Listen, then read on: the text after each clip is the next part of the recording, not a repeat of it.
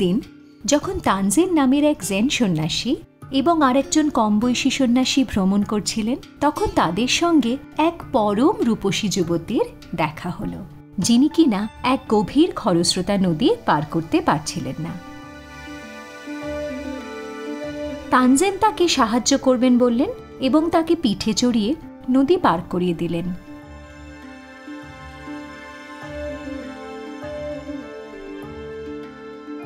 তিনি ওই মহিলাকে বিদায় জানালেন এবং দুই সন্ন্যাসী আবারও নিজেদের যাত্রায় ফিরে গেলেন। আরও কিছুদিন ভ্রমণের পর কম বয়সী সন্ন্যাসীটি তানজেনের কাছে গেলেন ও খুবই অসন্তুষ্টভাবে প্রশ্ন করলেন, আমি তো ভেবেছিলাম সন্ন্যাসী হওয়ায় আমাদের মহিলাদের এড়িয়ে চলা উচিত, আপনি তাকে ওইভাবে পিঠে ওঠালেন কেন? তানজেন উত্তরে বললেন, কোন মহিলা?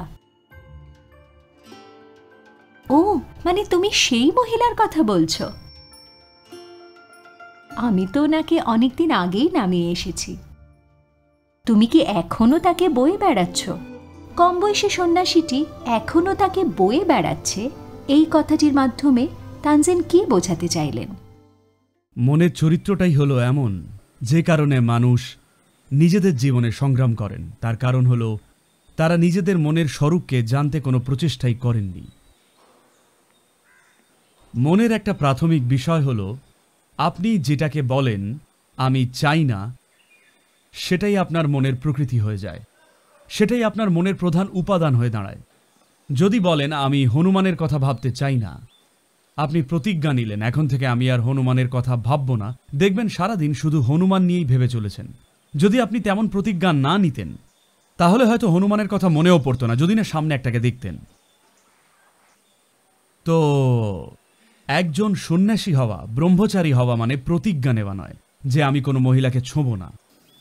আপনি একরকম অঙ্গীকার করেছেন যে নিজের জীবনে উচ্চতর কিছু অর্জন করবেন, এমন কিছুকে ছোঁয়া, অন্য এক মাত্রাকে, যেখানে পার্থিব জিনিস আপনার কাছে অর্থহীন হয়ে যাবে। কিন্তু সেটা যদি না হয়ে থাকে আর আপনি সেটাকে জোর করে শপথ হিসেবে পালন করেন, আপনি ভাবছেন কোনো নারীকে না ছুঁলে আপনি ব্রহ্মচারী হয়ে যাবেন বা সন্ন্যাসী হয়ে যাবেন। না, তা নয়। সন্ন্যাসী হবেন উচ্চতর কিছুর জন্য আকাঙ্ক্ষা করার মাধ্যমে। আপনি প্রতিনিয়ত উচ্চতর কিছুর জন্য আকাঙ্ক্ষা করছেন, তাই আপনি আপনার আশেপাশের কিছুর দিকে তাকাননি, সেটা আলাদা। কিন্তু আপনি বলছেন আমি এর দিকে তাকাবো না, এতে আপনার গোটা মন ওতেই ভরে উঠবে। তো কোনো এক মহিলা কিছু সাহায্য চেয়েছিলেন, উনি তাকে সাহায্য করে সেখানেই রেখে এগিয়ে গেলেন, কিন্তু ও মহিলাকে ছোঁয়নি। কিন্তু এখন দুদিন ধরে ওর মাথায় ওটাই চলছে, ও ওনাকে নামিয়ে রাখতে পারছে না। তো একজন যা দরকার ছিল তা করল, তিনি মহিলাকে সেখানেই ছেড়ে এলেন। আর যে কিনা মহিলাকে এড়িয়ে যাওয়ার চেষ্টা করছেন, তিনি তাতেই ভরে আছেন সর্বক্ষণ। তো বিষয়টা মহিলার নয় বা অন্য কোনো কিছু নয়, বিষয়টা হলো নিজের মনের প্রকৃতিকে বোঝা। আপনি যেটা চান না বলবেন, শুধু সেটাই হবে, কারণ এই মনটায় কোনো বিয়োগ বা ভাগ করার ব্যবস্থা নেই। জোর করে নিজের মন থেকে একটা চিন্তাও বাদ দিতে পারবেন না। আপনি যাই করার চেষ্টা করুন, সেটা শুধুই এক ধাপ আরও বাড়বে, যোগ আর গুণ হয়ে বাড়বে। আপনার মনে বিয়োগ আর ভাগের কোনো ব্যবস্থাই নেই, তাই আপনি জোর করে সরাতে পারবেন না কোনো নির্দিষ্ট চিন্তাকে। শুধু এই যে আপনার উচ্চাকাঙ্ক্ষাটা অন্য কিছুর হলে এই সমস্ত কিছু উবে যেতে পারে।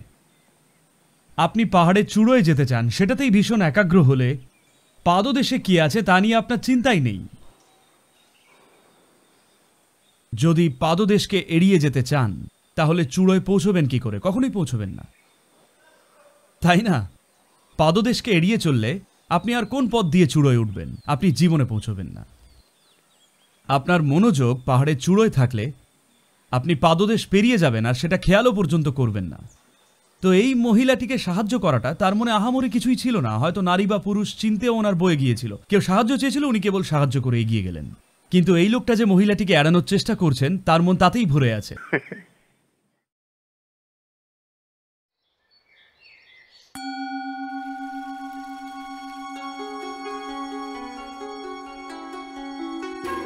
নানেন নামক একজন মহান জেন গুরু ছিলেন। একদিন একজন কসাই ওনার কাছে এলেন আত্মজ্ঞান লাভের খোঁজে।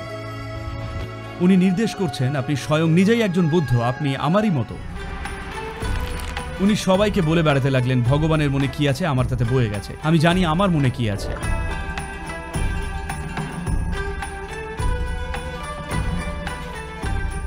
আপনি নিজের কাছে সৎ থাকতে শিখুন,